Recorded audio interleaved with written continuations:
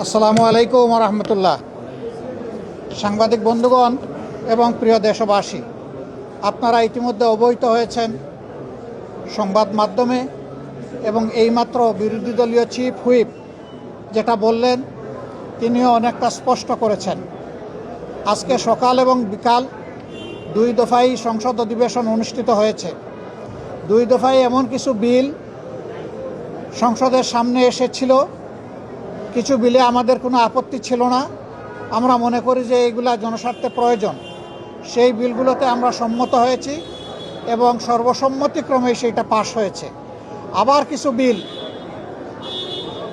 সংসদে উত্থাপন করা হয়েছিল, যেই বিলগুলোর মাধ্যমে সুস্পষ্টভাবে জনগণের অধিকার হরণ, সুপ্রিম কোর্টের এখতিয়ার কেড়ে নেওয়া এবং নির্বাচনী ব্যবস্থাকে ধ্বংস করার পায়তারা ছিল। আমরা সেই বিলগুলোতে আপত্তি উত্থাপন করেছিলাম। আমাদের আপত্তিতে আমাদেরকে সুযোগ দেওয়া হয়েছিল প্রথমে 2 মিনিট। আমরা প্রতিবাদ করে বললাম যে 2 মিনিটে তো কোনো বক্তব্য উপস্থাপন করা সম্ভব নয়। তখন স্পিকার মহোদয় প্রথম বক্তাকে 3 দফায় বাড়িয়ে 6 মিনিট দিলেন, যেটা ছিল আসলেই আমাদের উপর একটা কি বলবো, অবিচার কথাটা বলা ঠিক হয় না, তবে সুবিচার হয়নি। তারপরে আমরা দাঁড়িয়ে দেখলাম যে সংশ্লিষ্ট মন্ত্রী, তার কোনো সময়ের লিমিট নাই, দীর্ঘ সময় ধরে প্রাসঙ্গিক অপ্রাসঙ্গিক অনেক কথাই তিনি বললেন। আমরা তখন বললাম যে আমরা মাননীয় স্পিকারের কাছে আমরা সুবিচার আশা করি। একজনকে আনলিমিটেড টাইম পারমিট করা হচ্ছে আর আরেকজনকে 2 মিনিট দেওয়া হচ্ছে। মাননীয় স্পিকার, আমরা প্রস্তাব দিচ্ছি উভয়কেই পর্যাপ্ত সময় দেওয়া হোক। হ্যাঁ, সময় বাড়ানো হয়েছে, কিন্তু বিরোধী দলের জন্য সময় বেঁধে দেওয়া হয়েছে। 10 মিনিটের বেশি কথা বলতে পারবেন না। মন্ত্রীরা যখন দাঁড়িয়েছেন তাদের জন্য সময়ের কোনো লিমিট ছিল না, তারা আনলিমিটেড কথা বলেছেন। এই রকম ভারসাম্যহীনভাবে আজকে আমাদেরকে দিনটা অতিক্রম করতে হয়েছে। আমরা জনস্বার্থে আমরা সুস্পষ্টভাবে আমাদের আপত্তি জানিয়েছি যে আমরা বিচার বিভাগকে স্বাধীন হিসাবে দেখতে চাই। আর সেই বিচার বিভাগের স্বাধীনতার জন্য বিচারক নিয়োগ এবং স্বাধীন সচিবালয় বিচার বিভাগের কায়েম অতি জরুরি, যা ইতিমধ্যে একটি রায়ের মাধ্যমেও গতকাল এটা জনগণের সামনে এসেছে। আমরা বলেছি সংবিধান এবং সর্বশেষ রায় এই দুইটাই বলে দিচ্ছে যে এই দুই জায়গায় হাত দেওয়া সঙ্গত নয়, এটি অন্যায়, এটি বিচার বিভাগের উপরে নির্লজ্জ হস্তক্ষেপের সামিল। সুতরাং এখানেও আমরা ডিফার করেছি। এরপরে বিচারক নিয়োগের ক্ষেত্রে কথা এসেছে, তারাই যুক্তি দিতে গিয়ে প্রমাণ করেছেন যে অতীতে দলীয় বিবেচনায় যে সমস্ত বিচারপতিদেরকে নিয়োগ করা হয়েছিল তাদের হাতেই বিচারপতি খায়রুল হকের জন্ম হয়েছে, বিচারপতি মানিকের জন্ম হয়েছে এবং শপথবদ্ধ রাজনীতিবিদ জনাব এনায়েত রহিমের জন্ম হয়েছে। তারা এটা স্বীকার করেছেন। আমরা সেই জায়গাটাই ফোকাস করেছিলাম যে বিচার বিভাগের নিয়োগ যদি নির্বাহী বিভাগের কর্তৃত্বের ভিতরে থাকে তাহলে বিচার বিভাগে এই ধরনের দুর্ঘটনা ঘটতেই থাকবে এবং জনগণ ন্যায় বিচার থেকে বঞ্চিত হবেন। কাজেই আমরা চাই না যে এখানে নির্বাহী বিভাগের কোনো কর্তৃত্ব থাকুক। ইন্টারিম গভর্নমেন্ট যে অধ্যাদেশ জারি করেছিল সেখানে কার্যত নির্বাহী বিভাগের কোনো প্রভাব ছিল না। তারা আগেরটাই ফিরে গিয়ে তারা প্রমাণ করলেন হাসিনা খারাপ কিন্তু হাসিনার নীতি ভালো। আমরা সেম বলতে বাধ্য হয়েছি। এটা কখনো হতে পারে না। যে পদ্ধতি ফ্যাসিবাদের জন্ম দিয়েছিল সেই পদ্ধতি আবার বাংলাদেশের বিচার ব্যবস্থায় ফিরে আসুক, এটা আমরা কামনা করি না, এটা আমরা চাই না। এখানেও আমরা আমাদের তীব্র প্রতিবাদ রেকর্ড করেছি। এরপরে আপনারা দেখেছেন স্থানীয় সরকার বিল। স্থানীয় সরকারের 4টা বিল ছিল, জেলা পরিষদ, উপজেলা পরিষদ, সিটি কর্পোরেশন এবং পৌরসভা।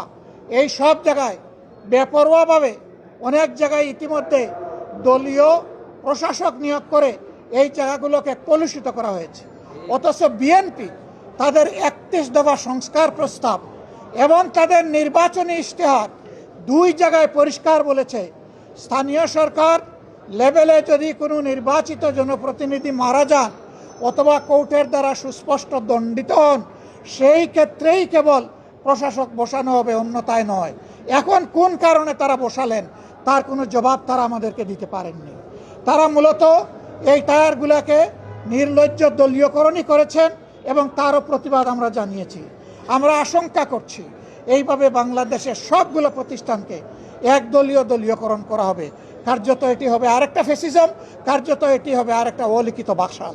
আমরা সেই বাকশালও চাই না, আমরা সেই ফ্যাসিজমও চাই না। এই জন্য এই ব্যাপারে আমরা সংবিধান থেকেই যুক্তি উত্থাপন করেছি এবং এই ব্যাপারে অতীতের অনেকগুলা গুরুত্বপূর্ণ মামলা, কুদরতে ইলাহি বা বার্সার সরকার, তারপরে মাজদার হোসেন বার্সার সরকার, এই মামলাগুলো আমরা সামনে এনেছি রেফারেন্স। আমরা আশা করি এইগুলো আপনারাও জানেন। আমরা জনগণের পক্ষে, এই জন্য জনবিরোধী যে আইনগুলো আজকে সংসদে শুধুমাত্র টুটার মেজরিটির বলে পাশ করা হয়েছে, তারই প্রতিবাদ জানিয়ে, নিন্দা জানিয়ে আমরা সংসদ থেকে ওয়াক আউট করেছি। কিন্তু আমরা সংসদ বর্জন করি নাই।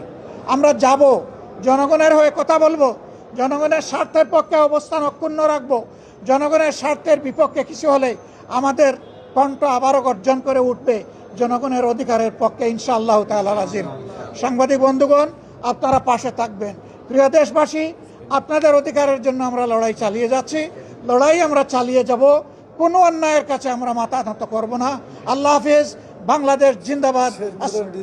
হ্যাঁ, আমরা আজকে শেরপুর এবং বগুড়ায় দুটা নির্বাচন হয়েছে।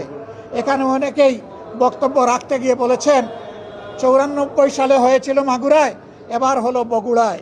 শুধু নাম পরিবর্তন হয়েছে, কিন্তু স্টাইল একই ধরনের ছিল।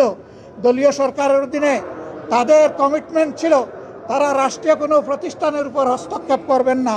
আজকে কি হয়েছে জনগণ দেখেছে।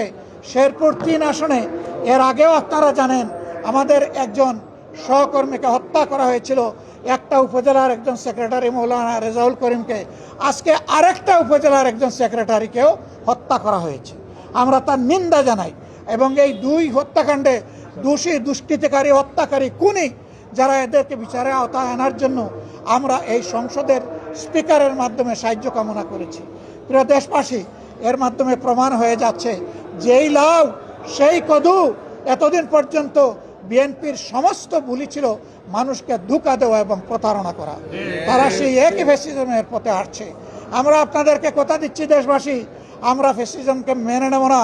আগের ফ্যাসিজমকেও মেনে নেয়নি জনতা, আগের ফ্যাসিজমকে রুখে দিয়েছিল।